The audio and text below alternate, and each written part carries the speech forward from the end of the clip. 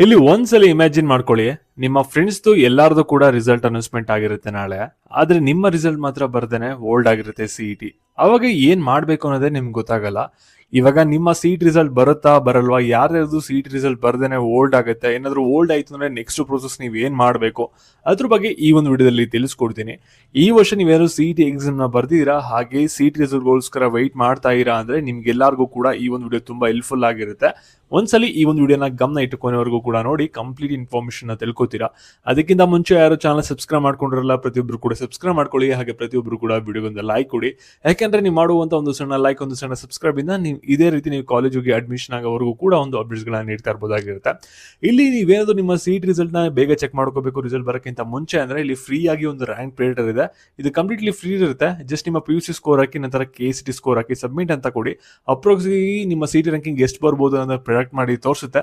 Link description box ಹಾಗೂ comment section ಇರುತ್ತೆ, free ಇರುತ್ತೆ. ಚೆಕ್ ಮಾಡೋಗಿದ್ರೆ ಚೆಕ್ ಮಾಡಿ. ಓಕೆನಾ? ಇವಾಗ ನಾವು ಬ್ಯಾಕ್ ವಿಡಿಯೋ ಬಗ್ಗೆ ಬರೋಣ. ಈಗ ಪ್ರತಿಯೊಬ್ರು ಕೂಡ ವಿಡಿಯೋನ ಗಮನ ಇಟ್ಟು ಕೊನೆವರೆಗೂ ಕೂಡ ನೋಡ್ತಾ ಹೋಗಿ. ಯಾರು ಕೂಡ ವಿಡಿಯೋನ ಮಧ್ಯ ಸ್ಕಿಪ್ ಮಾಡಕ್ ಹೋಗ್ಬೇಡಿ. ಇವಾಗ ನೀವು ಯಾರು ಕೂಡ ಈ ಒಂದು ಸಿನಾರಿಯೋನ ಯೋಚನೆ ಮಾಡಿರೋದಿಲ್ಲ. ಏನಂದ್ರೆ ನಮ್ದು ಎಲ್ಲಾರ್ದು ಕೂಡ ರಿಸಲ್ಟ್ ಅನೌನ್ಸ್ಮೆಂಟ್ ಆಗ್ಬಿಡುತ್ತೆ ಅಂತ ಅನ್ಕೊಂಡಿರ್ತೀರಾ. ಆದ್ರೆ ರಿಸಲ್ಟ್ ಬರ್ದೇನೆ ಓಲ್ಡ್ ಆಯ್ತು ಅಂದ್ರೆ ನೆಕ್ಸ್ಟ್ ಏನ್ ಮಾಡ್ಬೇಕು ಅನ್ನೋದನ್ನ ನೀವು ಯಾರು ಕೂಡ ಯೋಚನೆ ಮಾಡಿರಲ್ಲ. ಓಕೆನಾ? ಇಲ್ಲಿ ಫಸ್ಟ್ ಯಾರ್ದು ರಿಸಲ್ಟ್ ಬರುತ್ತೆ, ಯಾರ್ದು ಓಲ್ಡ್ ಆಗುತ್ತೆ ಅಂತ ನಾನು ತಿಳಿಸ್ಕೊಡ್ತೀನಿ. ಏನಾದ್ರು ರಿಸಲ್ಟ್ ಬಂದಿಲ್ಲ ಅಂದ್ರೆ ಏನ್ ಮಾಡ್ಬೇಕು ಅನ್ನೋದನ್ನು ಕೂಡ ಈ ಒಂದು ವಿಡಿಯೋದಲ್ಲಿ ನಿಮ್ಗೆ ತಿಳಿಸ್ಕೊಡ್ತೀನಿ. ಓಕೆನಾ? ಏನ್ ಜಾಸ್ತಿ ತಲೆ ಕೆಡ್ಸ್ಕೊಳಕ್ ಹೋಗ್ಬಿಡಿ.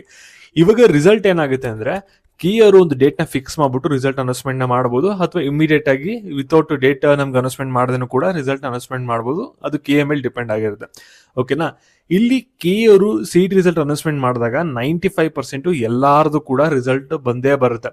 ಅಂದ್ರೆ ಯಾರ್ಯಾರು CET ಎಕ್ಸಾಮ್ ನ ಬರ್ದಿದ್ದೀರಾ, ಹಾಗೆ PUC ಎಕ್ಸಾಮ್ ನ ಈ ವರ್ಷ ಬರ್ದಿದ್ದೀರಾ, ನಿಮ್ದು ಎಲ್ಲಾರ್ದು ಕೂಡ ಆರಾಮಾಗಿ ಬರುತ್ತೆ. ಏನು ಕೂಡ ತೊಂದರೆ ಆಗಲ್ಲ. ಒಂದು 5-10% ಜನರದು ರಿಸಲ್ಟ್ ಬರ್ದೇನೆ ಓಲ್ಡ್ ಆಗ್ಬೋದು. ಏನಕ್ಕೆ ಅಂದ್ರೆ ಇಲ್ಲಿ ಅವರು ನಿಮ್ಗೊಂದು ನೋಟಿಫಿಕೇಶನ್ ನ ಬಿಟ್ಟಿದ್ರು. ನೀವು ರೆಗ್ಯುಲರ್ ಆಗಿ ನಮ್ಮ ಚಾನಲ್ ಫಾಲೋ ಮಾಡ್ತಾ ಇದ್ರೆ ಅದ್ರ ಬಗ್ಗೆ ನಿಮ್ಗೆ ಆಗ್ಲೇ ಒಂದು ಅಪ್ಡೇಟ್ ನ ಮಾಡಿದೆ. ಮಾರ್ಕ್ಸ್ ಎಂಟ್ರಿನ ಮಾಡಬೇಕು ಅಂತ. ಯಾರು ಅಂದ್ರೆ CBSE, ICC ಮತ್ತೆ ಅದರ್ ಸ್ಟೇಟ್ ಬೋರ್ಡ್ ಸ್ಟೂಡೆಂಟ್ಸ್ಗಳು. ಇವ್ರೇನಾದ್ರೂ ಮಾರ್ಕ್ಸ್ ಎಂಟ್ರಿ ಮಾಡಿತ್ತು ಅಂದ್ರೆ ಮಾತ್ರ ಇವರಿಗೆ CET ರಿಸಲ್ಟ್ ಅನೌನ್ಸ್ಮೆಂಟ್ ಆಗುತ್ತೆ. ಮಾಡಿಲ್ಲ ಅಂದ್ರೆ CET ರಿಸಲ್ಟ್ ಓಲ್ಡ್ ಅಲ್ಲಿ ಇರುತ್ತೆ. ನೀವೇನಾದ್ರೂ ಕರ್ನಾಟಕ ಬೋರ್ಡ್ ಲಾಸ್ಟ್ ಇಯರ್ ಓದಿದೀರಾ, ಅದೇನಾದ್ರೂ ಕರೆಕ್ಟ್ ಆಗಿ ನಿಮ್ಮ PU ನಂಬರ್ ನೀವು ಹಾಕಿಲ್ಲ, ಅಪ್ಲಿಕೇಶನ್ ಹಾಕ್ಬೇಕಾದ್ರೆ ಅಂದ್ರೆ ನಿಮ್ದು ಕೂಡ ಓಲ್ಡ್ ಆಗುವಂತ ಚಾನ್ಸಸ್ ಇರುತ್ತೆ. ಏನಾದ್ರೂ ಓಲ್ಡ್ ಆಯ್ತು ಅಂದ್ರೆ ಏನು ಕೂಡ ಭಯ ಪಡುವಂತ ಅಗತ್ಯ ಇಲ್ಲ. ಅವ್ರು ತಿರ್ಗಾ ಮಾರ್ಕ್ಸ್ ಎಂಟ್ರಿ ಲಿಂಕ್ ನ ಇನ್ನೊಂದು ಸಲ ಆಕ್ಟಿವೇಟ್ ನ ಮಾಡ್ತಾರೆ. ರಿಸಲ್ಟ್ ಅನೌನ್ಸ್ಮೆಂಟ್ ಆಗಿದ ತಕ್ಷಣ ಅವಾಗ ನಿಮ್ದೇನಾದ್ರೂ CET ರಿಸಲ್ಟ್ ಓಲ್ಡ್ ಆಗಿತ್ತು ಅಂದ್ರೆ ನಿಮ್ಮ PUC ಮಾರ್ಕ್ಸ್ ಗಳನ್ನ ಎಂಟರ್ ಮಾಡಿದ್ರೆ ಸಾಕು. ಅವ್ರು ವಿತಿನ್ 3 to 4 ಡೇಸ್ ಅಲ್ಲಿ ನಿಮಗೆ ರಿಸಲ್ಟ್ ನ ಇನ್ನೊಂದ್ಸಲ ಅನೌನ್ಸ್ಮೆಂಟ್ ಮಾಡ್ಕೊಡ್ತಾರೆ. ಓಕೆನಾ? ಕೌನ್ಸಿಲಿಂಗ್ ಇಂತ ಮುಂಚೆ ಈ ಒಂದು ಪ್ರಕ್ರಿಯೆನ ನೀವು ಮಾಡಿ ಮುಗಿಸಬೇಕಾಗುತ್ತೆ, ನಿಮ್ದೇನಾದ್ರೂ ರಿಸಲ್ಟ್ ಓಲ್ಡ್ ಆಯ್ತು ಅಂದ್ರೆ. ಓಕೆನಾ? ನಿಮ್ಮ ಫ್ರೆಂಡ್ಸ್ ಗಳಿಗೆ ಎಲ್ಲರಿಗೂ ಕೂಡ ಈ ಒಂದು ವಿಡಿಯೋನ ಆದಷ್ಟು ಶೇರ್ ಮಾಡಿ. ಯಾಕಂದ್ರೆ ಅವ್ರಿಗೆ ಏನಾದ್ರು ರಿಸಲ್ಟ್ ಓಲ್ಡ್ ಆಯ್ತು ಅಂದ್ರೆ ಅವ್ರಿಗೆ ನೆಕ್ಸ್ಟ್ ಪ್ರೋಸೆಸ್ ಏನ್ ಮಾಡಬೇಕು ಅನ್ನೋದು ಅವ್ರಿಗೆ ಗೊತ್ತಾಗ್ಲಿ. ಓಕೆನಾ? ನೆಕ್ಸ್ಟ್ ಇದೇ ರೀತಿ ಅಪ್ಡೇಟ್ಸ್ ಗಾಗಿ ಚಾನಲ್ ಸಬ್ಸ್ಕ್ರೈಬ್ ಮಾಡ್ಕೊಳ್ಳಿ. ಕ್ವಿಕ್ ಆಗಿ ಅಪ್ಡೇಟ್ಸ್ ಬೇಕಂದ್ರೆ ಟೆಲಿಗ್ರಾಮ್ ಮತ್ತೆ ವಾಟ್ಸ್ಆಪ್ ಚಾನಲ್ ಇದೆ ಡಿಸ್ಕ್ರಿಪ್ಷನ್ ಬಾಕ್ಸ್ ಅಲ್ಲಿ, ಪ್ರತಿಯೊಬ್ರು ಕೂಡ ಜಾಯ್ನ್ ಆಗಿ. ಹಾಗೆ ಪ್ರತಿಯೊಬ್ರು ಕೂಡ ವಿಡಿಯೋಗೊಂದು ಲೈಕ್ ಕೊಡಿ.